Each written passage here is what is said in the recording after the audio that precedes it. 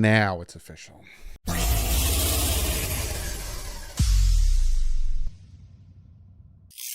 What is up, Finn fans? Yes, I'm making my 400th video about Vic Fangio, but the Miami Dolphins have tweeted it out, and it's now official. He is officially the Miami Dolphins defensive coordinator. The Miami Dolphins tweeted it out. Everyone talked about it. Bing, bang, boom. He signed his contract. He is the Miami Dolphins defensive coordinator. What I'm going to do in this video is recap a little bit about Vic Fangio and then kind of talk about where the Dolphins are going from here. So I'll give you a quick little update on everything. So yes, the Miami Dolphins have officially signed and sealed delivered Vic Fangio. I will, just to bring you at ease, I'll even pop it up so you guys can breathe a little bit. There you go. It's official. We got him. He's the Dolphins defensive coordinator. I know a lot of guys were hyperventilating because Gannon took the head coaching job. I think it was with the Cardinals. So they're like, oh, he's got to stay with Philly. And oh, my goodness. No, there would be the biggest back step in the world, and he would look horrible.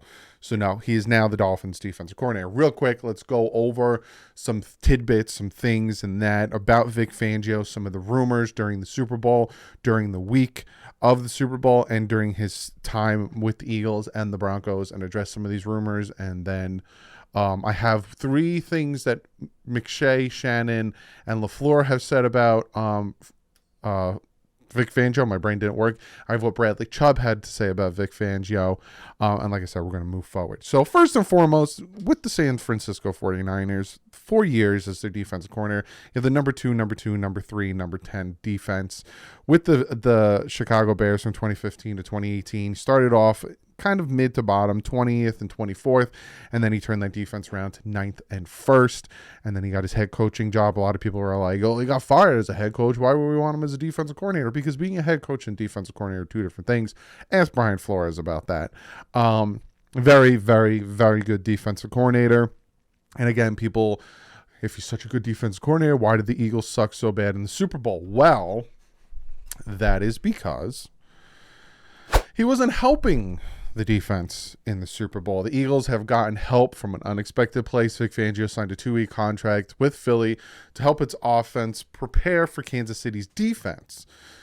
Tomorrow he will join the Miami Dolphins. So he during the 2 weeks up to the Super Bowl, he wasn't helping the defense against the Chiefs defense. He was helping their offense face the Chiefs defense, being that he was the head coach of the Denver Broncos, and he knows what you're going to see in that defense. And it did help because the offense was moving and doing very good against that Chiefs defense. So a lot of people are looking and saying, look how many points that the, even though, it's a scoop and score on one of the touchdowns, but look how many points that the Chiefs put up on that Eagles defense. Vic Fangio's not good. He had nothing to do with that. Also, he wasn't helping the Eagles defense until about midseason. That's why they had to, sign him to a 2-week contract to help, because he wasn't under contract with Philly. And that's why he was able to meet with the Dolphins and sign and will agree to the contract there, right? So there's that. Let's talk about what LaFleur, Shannon, and McVay had to say about facing Vic Fangio's defense, right? LaFleur says there are so many guys at every system and every system is different. But I look at Vic Fangio, that just the fronts and the multiple looks you get from him, that's incredibly difficult. Shoot, Indianapolis last year, we knew exactly what we were going to do to us, and we didn't have a lot of success because they were so sound. They stuffed the run out of two safety defense and played extremely fast. Shanahan said, my hardest has probably always been Vic Fangio. He does so many things with his personnel grouping that he puts you in a bind with protections. He ties a lot of stuff together. Playing against him, I feel he packages stuff very similar to how I would think. Belichick is very similar. He says they do it in a different style. They don't just run their defense. They figure out ways you're doing, and then they think about how to stop what you're doing. And they're very similar to how I am. I don't just run my offense. I have no idea what I'm going to call until I know what the defense I'm visualizing and trying to attack. It's fun. So essentially what Shanahan's saying is, you expect Fangio to run something, but he's waiting to see what you're doing offensively, and then he's going to change things, shift things up, really mess with your head. Sean McVay said, "For us, I think Fangio and the Bears did an outstanding job of sound scheme with versatility mixed with great players, and clearly what New England did down the stretch was impressive. There are two defenses that gave us the most trouble. I thought the Saints were excellent as well." So again, it's the versatility. It's all that stuff when it comes to Vic Fangio's defense, in-game adjustments, all that stuff that we need to see from our defensive coordinator.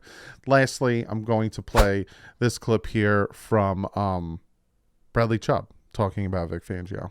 Haven't talked to you since the coaching change. What did you think about the Broncos going with Vic Fangio? I'm excited to work with him. I heard he's a defensive mastermind, so I'm looking forward to see what he brings to the whole organization. You see what he did with Khalil Mack. I mean, is that sort of what you're envisioning for yourself? Yeah, exactly. Definitely. I mean, I'm just trying to go out there and just be the best me, and I know he's going to coach to his best ability, so it's going to be fun working. So even Bradley Chubb, and Bradley Chubb, let me pull it up. Bradley Chubb had very good years under Vic Fangio. So with the Broncos, when Fangio came in, 7.5 sacks in 2020, he kind of got banged up in 2021 and 2022. Fangio wasn't there anymore. But 7.5 sacks, 42 tackles, 26 solo. He did help. And again, like they said, help Khalil Mack out, help Bradley Chubb out. He's going to definitely help the defensive front out, and he's going to put them in the best position. He predicates, and again, if you want to get a full breakdown of what his defense looks like, I'll tag it or pin it up here. He predicates his defensive front on who he has. So he's not going to be like, look, you need to, you don't used to putting your hand in the dirt, but you're going to have to get used to it, blah, blah, blah. He's like, all right, well, your strength is here. I'm going to put you here. Your strength is there. I'm going to put you there. I'm going to do this. I'm going to move these pieces around, this, and that. He essentially, what I'm picking up is the Mike McDaniel of the defense, because Mike McDaniel was putting the offensive players, whether it's Tyreek Hill, Jalen Waddle, Tua Tagovailoa, whoever, in situations to be successful. I can definitely see Vic Fangio doing that for our defense. So we got him. We got a new defense coordinator. What's next, right? What's next with the Dolphins? First off, they have to fill some of the needs that they have with the firings they did on the defensive side. And then for me, I think, we have about a month. And today is the 15th. We have a month until free agency starts on March 15th. But again, there's the tampering period on the 13th and the 14th. They're probably going to sit down with Fangio. They're going to sit down with Mike McDaniel. They're going to sit down with the offensive coordinator. And they're going to say, all right, who fits and who doesn't fit? Are we bringing back Nick Chubb? Or we not, because he doesn't fit your scheme? Brandon Jones, what do you want to do with him? He's, obviously he's going to have a hard time. He's not great in coverage, but a very good blitzer. What do you want to do with him? Javon Holland, you're excited to work with him, blah, blah, blah. Can you do things with him? Linebacking core, who would you like to bring back? Atlanta Roberts, Duke Riley, all these guys, again, Jerome Baker, does he fit? Does he not fit? We can release him. We can trade him. And then look at the free agency. Who do you want? Who would you want to bring in? Because again, the Bears going after Khalil Mack obviously was a big thing, right? First off, he's one of the best, but I'm pretty sure Vic Fangio was like, look, your defense, I've been with you guys for about 2 years now. I think Khalil Mack went to the Bears, 2016-ish? He probably was like, if we can bring Khalil Mack in, I can make that guy real good. So I see that's the next step, the next process, right? You got to fill in your coaching staff, and then you need to get the players that fit his scheme. It's going to be very interesting. Now, one of you guys on Twitter made a very good point that we saw a huge jump from Mike McDaniel when it came to the offense, right? Last year, the offense wasn't great. I think it was like 22nd ranked. This year, it's like 11th ranked. There's a huge jump in the offensive production from last year to this year. I need to see that with Vic Fangio. He is that good of a defensive coordinator that he should install his defense, and he should put his guys in place that there shouldn't be that big of a setback, right? Again, I always say first 4 weeks, it's going to be a little hiccupy. Shouldn't be on the offense. It's the second year in a row. But after that, we should see the defense really cooking, and we should see the turnovers. We should see the sacks. We should see the Vic Fangio defense. So again, I'm very excited to get Vic Fangio in here. One of the best defensive coordinators out there. constantly. Out of his 8 years with Chicago and San Fran, 2 of the 8 years he had, let's do the flip. 6 out of the 8 years he had a top 10, and 4 out of the 8 years he had a top 5 defense. He knows what he's doing. He's a very good defense coordinator. He's going to put our guys in the situation, and if we can continue with the success on offense and then have that top 10 defense, that's how you win playoff games. That's how you win playoff games. A lot of people were like, oh, we're not going to win a playoff game with Tua. Yeah, because our defense wasn't there. It's a team sport. Look at the teams that made it to the Super Bowl. Look at the teams that made it to the AFC, NFC championship. It wasn't just the quarterback. Joe Burrow, Jalen Hurts, Brock Purdy, and Patrick Mahomes. Yes, those are very good quarterbacks, but they all had very good offenses around them, especially Jalen Hurts, especially Joe Burrow, and they had good defenses. You need a team who's going to consistently win. It does help if your quarterback is competent. Look at the 49ers. They were down to their third string quarterback. It does help. But to get to the Super Bowl, to win playoff games, you need to have a full team. You need to have the offense and the defense running on full cylinders. Look at the Chargers game against the Jaguars. Prime example.